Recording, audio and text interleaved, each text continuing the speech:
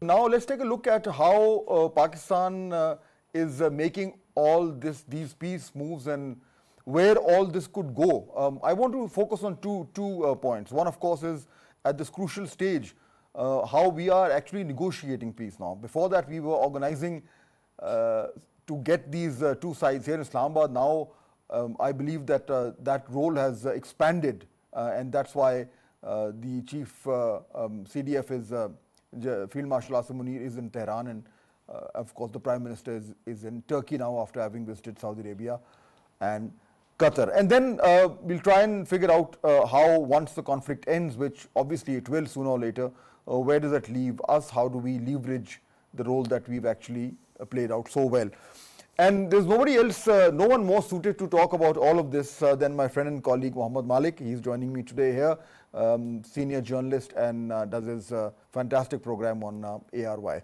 Welcome to our show. First time you're here. Yeah. So good to have you. Nice studio, nice host. Thank you for the kind words. Good.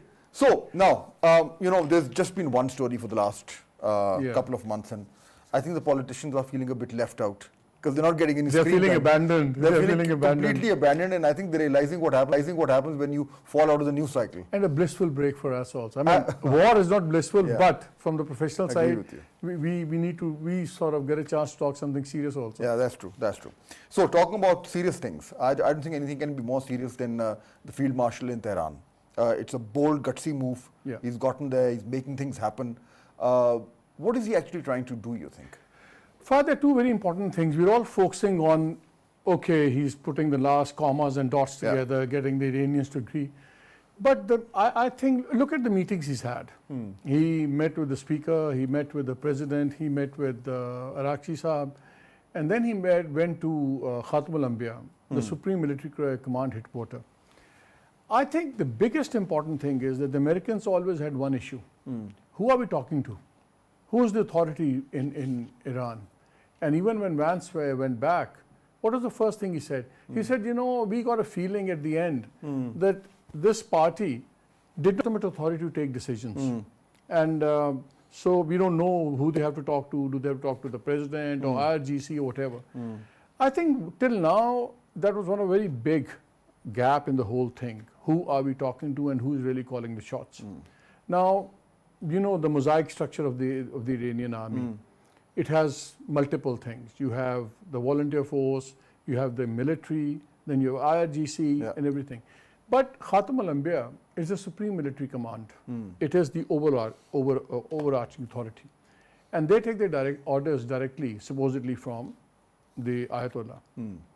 Now, when he's met, we used to get views like, this is Iraq's view. Right. This is president's view. Then we would have a statement from IRGC saying, no, this is IRGC view.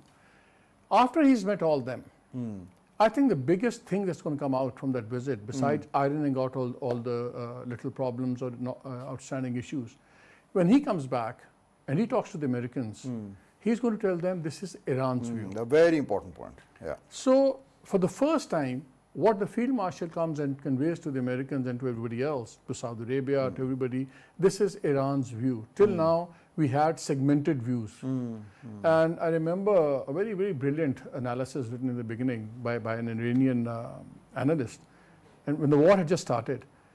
And he pointed out that the war will be decided not on the basis of the threat perceptions of the political leadership, but on the threat perceptions and the possible solutions of IRGC.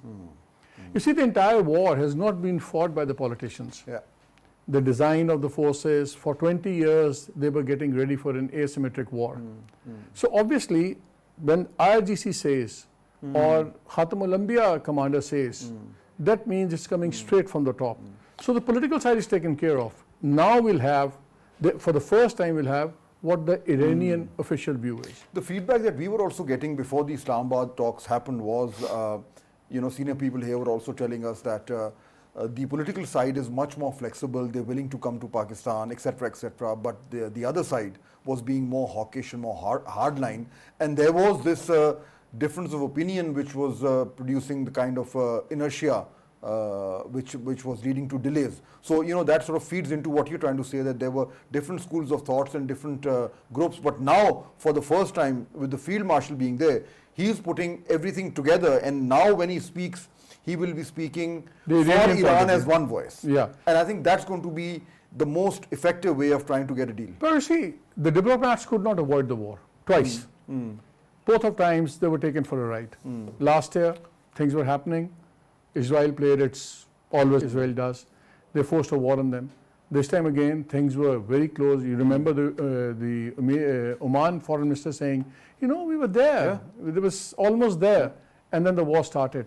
So anybody who has actually brought America to the table is their armed forces, is their IRGC and all that. So obviously, what gets decided at the table is also going to be shaped by them, because they have been burnt not once. They negotiated for 2.5 years. And they have reason to be skeptical. Yeah, they did the Joint Comprehensive Plan. It took 15 seconds for Trump to just rip it apart and throw it out. So they have issues, okay.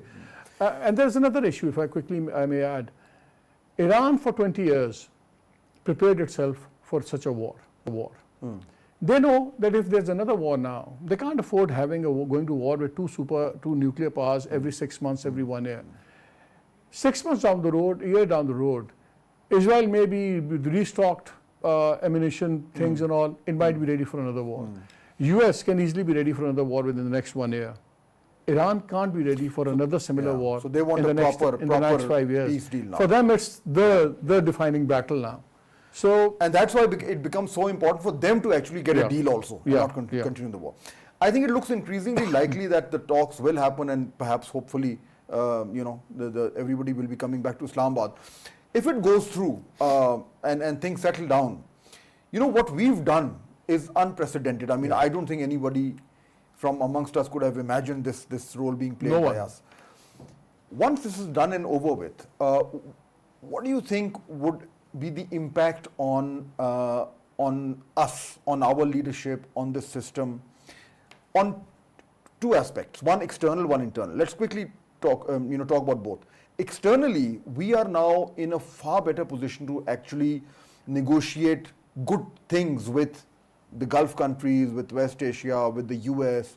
So externally, how do you think Pakistan would want to use this enhanced role and global goodwill to address our fundamental weakness, which is the economy? It's like very cruel to say it, or sort of hard way to put it. Like every cloud has a silver lining. This war proved a silver lining for Pakistan. That's the way Allah intended, I'm sure. Look at where we are today. Few months earlier, a couple of years back, the Israeli lobby, the Indian lobby and all that, India with all its might before we brought them to ground, crashing to the ground in Banyanul Mahsus. We were deemed, had been painted as part of the global problems. Every time we were part of the problem. We have suddenly become part of not a regional solution, we've become part of a global solution. Secondly, the Quad thing is very important. We're having a meeting, 17th meeting is also going on. Now, look at the Quad that's coming in. Egypt, Turkey, Saudi Arabia, and us. The entire world order is now changing, the whole entire world, but specifically the Middle East order, both security paradigm and economic paradigm are going to change. And this Quad, I feel, is a starting point. And we are going to be in the center of it. We are going to be in the center. Turkey and us, both with our military prowess and everything, we are there. And now, even the Middle East has realized that there can't be a new order in the Middle East to the exclusion of Iran. Iran created it has to be integrated. It had to be integrated. So that's when 79 revolution happened. That's when Iran alienated a lot of people, including us. They were very hawkish. They were talking about exporting their version of Islam and all that. So that Shia Sunni thing came up, Saudi Arabia, and then who was going to lead the Muslim Ummah? That thing came out. So few years later, they realized, but by that time the damage had done. I remember in General Ziaul-Haq's time, that's when things really went bad between us and Iran also. And over the last couple of decades and all, we had a very munafqana relationship with Iran. We were brothers otherwise, but there was no trust. There was nothing. Iran kept moving towards India and all that. So they've seen India's role also, how India cozied up to Israel and everything. I think I can't imagine or can't recall any recent in our living history or memory or even recent history where a middle power like Pakistan has gotten such a seat at the big boys table. Absolutely. We are not geographically located in the Middle East or in the Gulf, but we are now a central player in the future security and economic paradigm. So basically, we've actually expanded our footprint from South Asia to now West Asia and the Gulf. And we are now at one level. I mean, I don't want to like overshoot the whole thing. No, please go ahead and overshoot. I think we've replaced India as the net security stabilizer. For this whole region. Yeah, for the whole region. And the way the Saudis, I remember in my show I said, there was a lot of speculation going on in the Western media that Saudi Arabia, the MBS is calling Trump every other day, bomb them to extinction and blah, blah, blah. But I did that story that when on 12th of March, when Field Marshal and Prime Minister went and met MBS in Riyadh, Saudi Arabia gave a total green light to Pakistan, resolve this issue, come in a big way, and you have a total carte blanche from our side. And it was this axis, the Turkish, Pakistan, Saudi Arabia, and of course China. China has played a very, very major role in that. And things started rolling after that. We are in a unique position. We are the only country that didn't have any American bases in our country. We had excellent relationship with Donald Trump and the Field Marshal. He always says, my favorite Field Marshal and all that. So we were there. Iran, the trust thing had become in. So we were uniquely placed. And we really used that unique position to gain the kind I of think we played it very, very well. sensibly. And we need to give full credit both to the Foreign Office professionals, the way they did all the spade work, and also the top leaders. Absolutely. And I was doing some sharing details of the meeting, Islamabad talks. There were some very, very haughty moments. Twice or thrice, like there were shouting matches going on. And the Field Marshal took the Iranians to the other room, Dar Saab took the Americans to the other room. Then there were like 2-3 coffee breaks. When things get too hot, you have a hot coffee. So that thing happened. And then a general framework was even agreed to. Then at the last minute, like to quote somebody, things just changed suddenly at the last minute. And they're saying, Kushner was on the line with somebody. I don't know whether he was talking to Trump or he was talking to... Things were very, very close. As very close, and because you had a very clear record of who made how many calls, because the joint room, telephones weren't allowed. So if anybody had to make a call, he had to step out, whether it was the Iranian delegate so or everybody knew. So you knew exactly, okay, Fahd made 7 calls, this many minutes. So we were in the convention center, where the media center, the whole night, and there was a point, late night, early morning, when suddenly there was a flurry of activity, and there was a sense that something is about to happen. No, that can wait. That Sunday is going to be another round.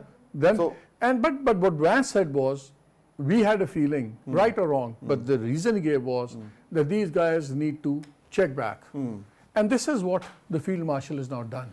He's checked back, and we'll know exactly where Iran stands. Final thing, I want to come back home a little bit. I'm thinking, and this is my analysis, that once this is over, the kind of confidence that this government will have is unprecedented. And they will also now come and they'll say, look, this is our global perception and role, and look at how we are managing things at home. So things need to change. So that confidence, that momentum, in my opinion, is going to translate into some action here domestically, which was not being done. Perhaps 28, 29, 30, 40th Amendment, whatever. I think there are going to be some big things happening because I think the government is going to say, we need to match our governance with our global role, and things can't go the way they are. So are you also seeing that global confidence translating into something big domestically? If I were a PTI, I would be very worried. Okay. And I would be actually depressed. Because their entire concentration has been sort of, doled out or delegated by the government between the institution and PTI leadership. And the government is already very happy. Why should we do anything? They're blasting the army chief, the institution is reacting to them. So, we keep doing our things, it's okay. It's going to get way tougher for them. Things already got tough for them when we won the war. Certainly the perception of the army in that sense changed. And when it comes to India, everything becomes secondary. So now add to that this chest thumping. So I see if what maturity says, this is the perfect time to sort of sort things out. But knowing the temperament in Pakistan, the political divide, I think the stances will harden up even further. I agree. And now they'll see, You don't who are matter. these guys? You guys don't exactly. matter, We've dealt with Israel, we've dealt with America. Who are you? We'll put you in your place. And especially with the main opposition party, PTI, being in a disarray, their own leadership. I mean, just now you heard the Secretary General, he blasted Imran Khan's sisters, and they blasted him. So that is totally in a disarray. I frankly don't see any improvement happening there. I think the government is going to get more powerful, and there might be an imperial arrogance of power also. And which will mean that they will push through things that they've Yeah, haven't pushed through so far. So yeah, big changes expected both globally, regionally and domestically. But most of them good for Pakistan, because I think after a long time, we have viewed, our world perspective has changed. Completely changed. Look who's talking to us, who we're talking to. I mean, we've resolved a global, inshallah it will be resolved, a global political economic crisis. Absolutely. Iran gets free of its sanctions and everything. You have a whole cheap energy coming from there. You have a whole market of 90 million. Big things could happen. China has in potentially. 23 made a pact of investing 400 billion over the next 25 years. That is about 16 to 18 billions a year, 25 billions a year. And so whole market opens. The main thing is attitudes change. And India was playing on that attitude thing for a very long time. Well, look where they got them. Thank you so much, Malik. Thanks for joining us. Hopefully, you'll be coming here again and again.